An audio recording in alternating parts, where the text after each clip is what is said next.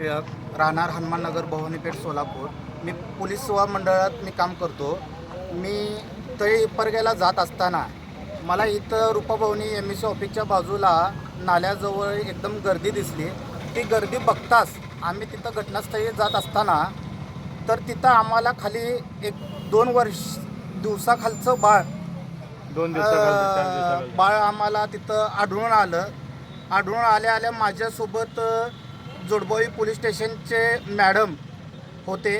ते आम्ही दोघंजण तिथं घटनास्थळी गेले असता आम्हाला ते बाळ निदर्शनात आले.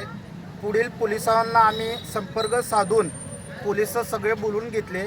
बाळाची सगळी चौकशी केली. इथं आजूबाजूला इथं 4-5 मजूर होते. ते काम करत असताना त्यांच्या सहाय्याने त्यांच्या मदतीने ते बाळाला आपण रस्ता केला जाण्याकरता आणि बाळाला कोण कसं काय डॅमेज केले काय केले ह्याचं बघितलं.